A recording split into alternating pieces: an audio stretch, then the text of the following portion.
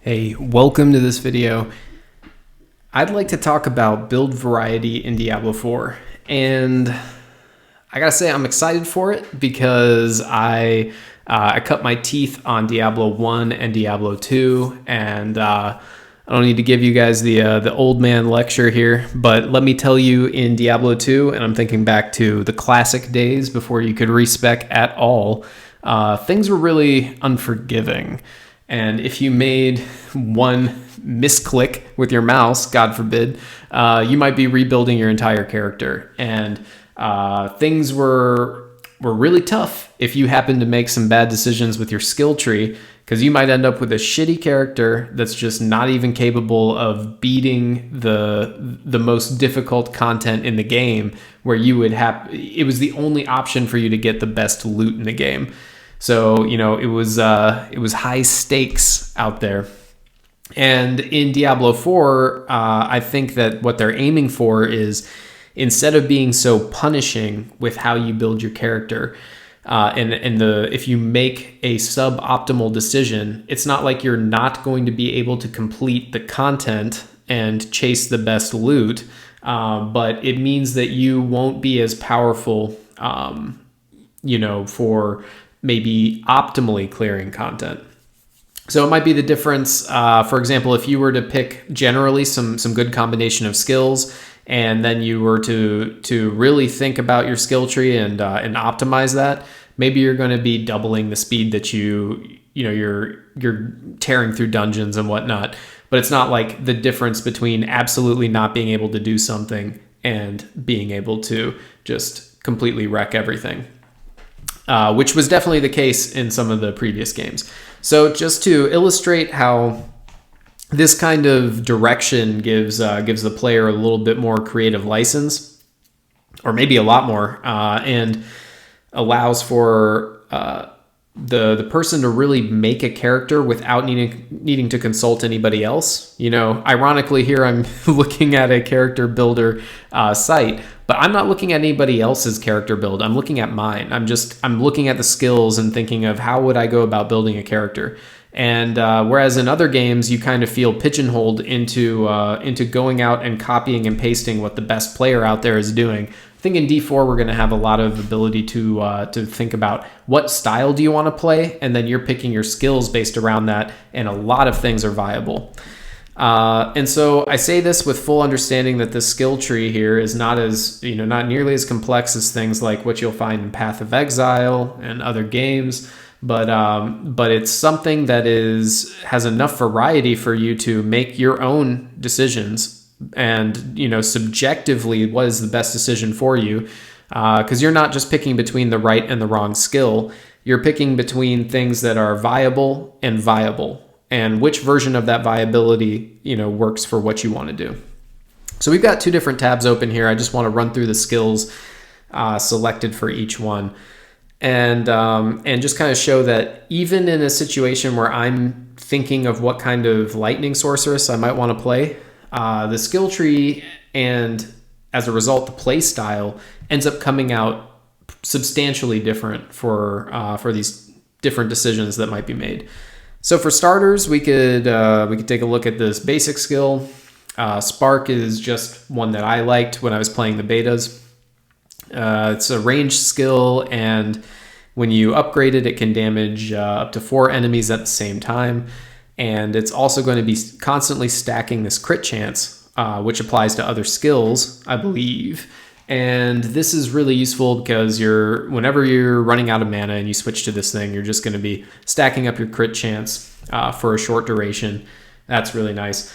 But then because it's also hitting up to 4 enemies at the same time, and it's hitting them very quickly, it's going to be applying stacks of this firebolt if I choose this as one of my enchantment slots. So one of the nice additions to build variety if you're playing sorceress is you have 2 enchantment slots by the time you're level 30 or something. One unlocks at 15, the second one unlocks at 30.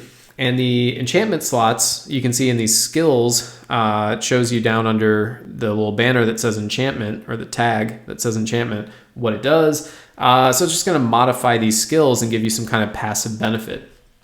So for me, I'm going to be going the route of trying to apply a lot of lightning damage, and every time I'm hitting an enemy with any of my skills, it's going to be applying this Firebolt enchantment, which gives a damage over time, burning effect on them, and it always happens. It's guaranteed extra damage and guaranteed burning debuff, which can synergize with other things.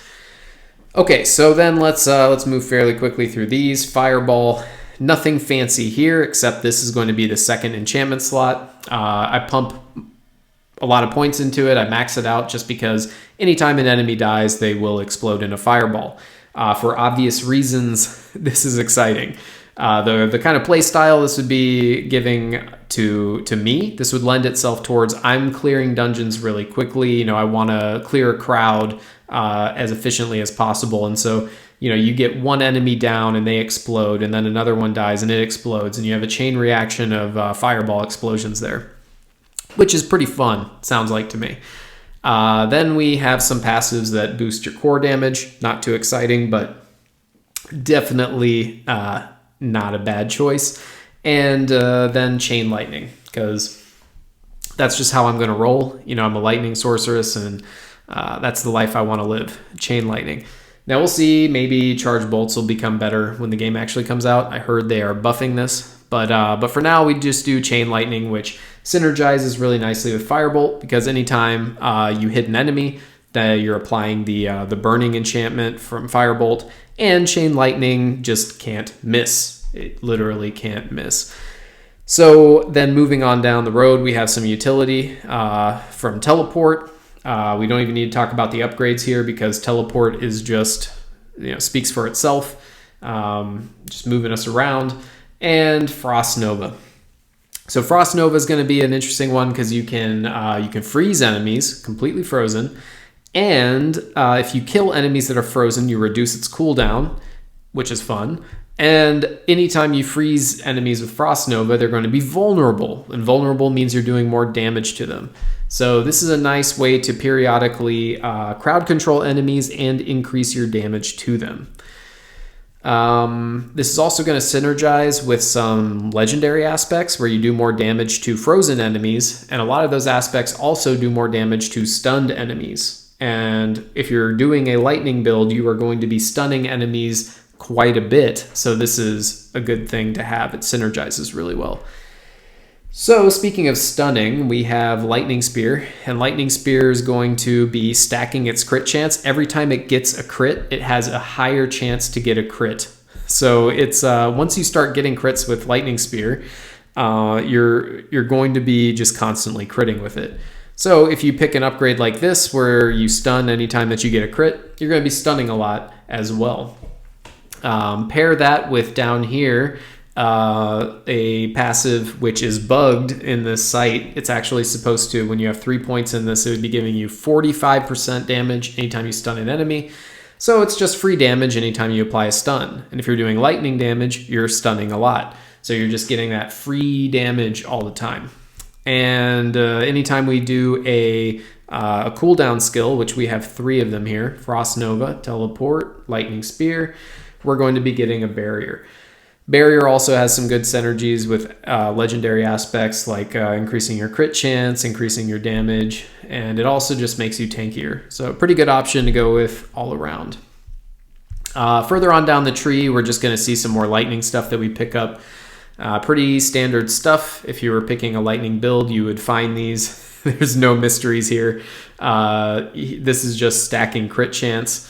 You get extra movement speed, and you get more chance to stun. Unstable Currents is the ultimate for lightning stuff.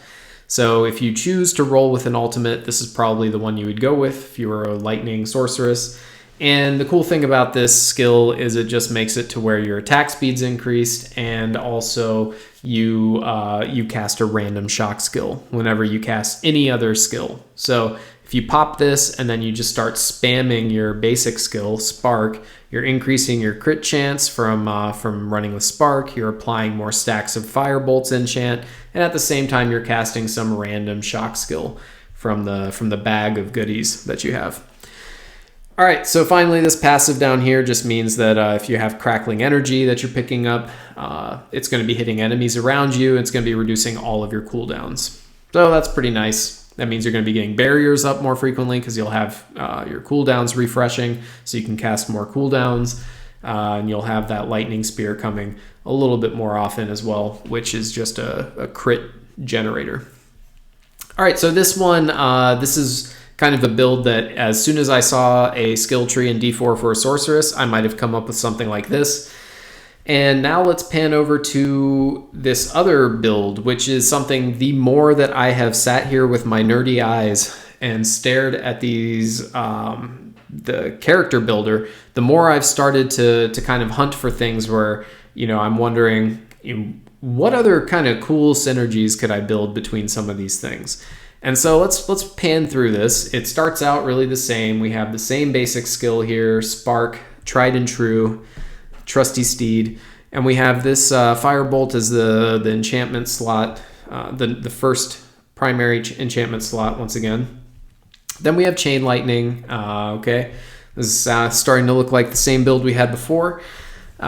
Same thing for these defensive skills. But as we get kind of down to the second half of the skill tree, this is where things just go wild. So let's start with the passives. Like, what is different down here? Well, we can see that I went for some burning passives, and the interesting ones here are, I like to see this 30% increased crit strike damage to burning enemies.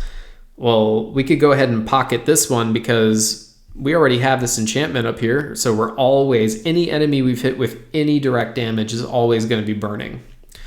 Okay, so we just have this flat 30% crit damage bonus. But if the enemy is immobilized, we can increase this to 75%. And that is a real enticing 75% for me, because we're already getting, we already have these enemies burning. Like, what more would it take to get them immobilized? So over here, the next door neighbor, we can see, all right, there's a skill, a passive that can immobilize enemies, but it's on a lucky hit. And if you didn't know what a lucky hit is, let's say you have a skill where it's 10% chance to lucky hit, and then your effect, like we see here, is 15% chance to immobilize. Well, then you have 10% times 15%, so that's 1.5% effectively of a chance to do something. In this case, that 15% chance is doubled, so it's actually a 30% chance on lucky hit, and this is anytime you're doing damage with a pyromancy skill. So keep in mind the damage over time stack up here. This should count as a pyromancy skill, so every second, each stack of this that we have is ticking away at damage and has a chance to proc that lucky hit, which then has a 30% chance, if we're healthy, to immobilize enemies. But then you have Hydra over here. And Hydra has a massive 77% lucky hit chance. If we also get this passive over here, where lucky hit chance is just increased even more, now we're talking about north of 90% lucky hit chance. So let's just round that up. Let's say like on almost every hit, we are getting this 30% chance to immobilize enemies. So this is this all of a sudden turns into a pretty reliable 75% chance to have, or sorry, fairly reliable 75% crit damage boost. Now we also pair this with some exciting changes down here for our cold passives. And so we're getting an 18% increased damage to frozen enemies. So anytime we pop off Frost Nova, we're going to be getting the vulnerable effect. So that's 20% increased damage to enemies. Then you get this multiplicative 18% increased damage to enemies that are frozen. And so it's a nice little damage boost for us. And the rest of this is the same skills as before, with the changes being Lightning Spear is no longer maxed out. Lightning Spear doesn't do that much damage in the first place, so it's gonna be fun just to play around. This is part of what I'm talking about, like build variety. We can experiment here. And some people are going to be, making noise about the respec costs in Diablo 4. We will see how expensive that does get. But I think no matter what, you'll always be able to tinker around with a few skill points. It's never going to break your gold bank in the game to reallocate a few points. Respecking the whole tree, yeah, it might get annoying in terms of cost, but I think, a few points here and there, like if we decided, no, I'm actually going to get rid of this was trash down here and let's reallocate those up here, no problem. You can do it. So I love this ability of having that creative license, trying to find a lightning sorceress that's getting really strong pyromancy synergies, not trying to maximize our fire damage here, but using the presence of fire to increase our lightning damage. And then something that I didn't mention yet is the second enchantment slot here would be, so the primary one was Firebolt. The secondary enchantment slot on this build would be Ball Lightning. So this has a lucky hit strike, which again, this thing is helping us get more lucky hits for our immobilize. It's also helping us get lucky hits to generate these static ball lightnings.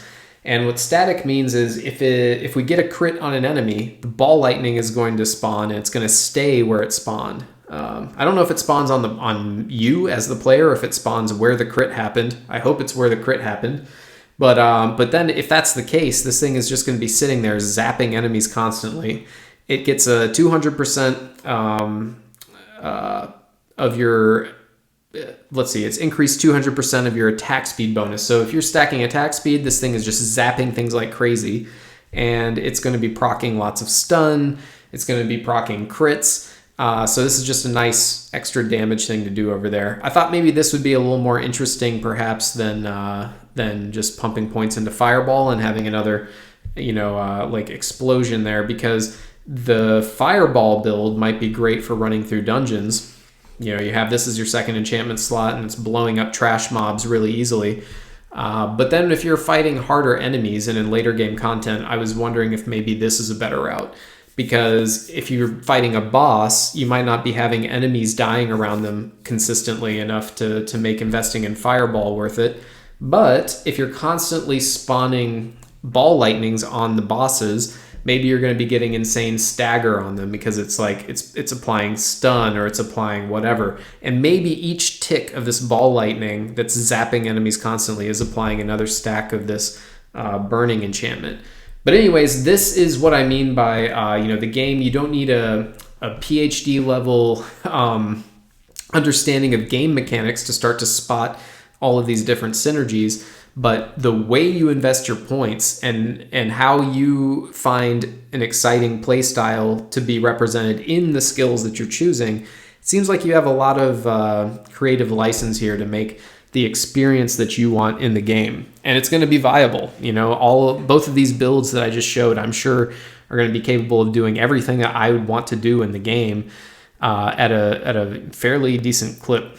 So I guess one last thing down here with this build, I was thinking it'd be fun to boost up that mana regeneration so we can just cast Chain Lightning more often. By the way, having your mana up high is going to be useful because there's some powerful legendary aspects where your damage is going to be increased based on having more mana, and your crit chance also could be increased like very significantly if you cast at 100 or more mana.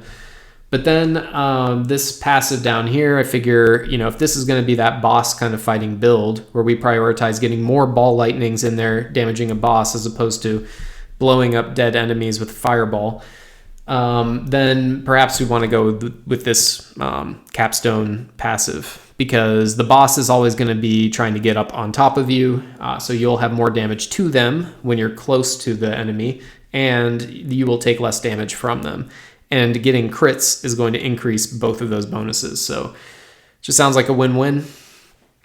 Anyways, this was me running through, highlighting how making the same general kind of character, a lightning sorceress, could look very differently with two different viable builds, and why this is exciting me about the game. I think this is going to be really cool that you could even, maybe you find a really good item in the game, and it makes you rethink how you're allocating your skill points. and you can become just that much stronger for some portion of your playtime until you find the next great item. Just by thinking about how what you're finding synergizes with these different options available to you.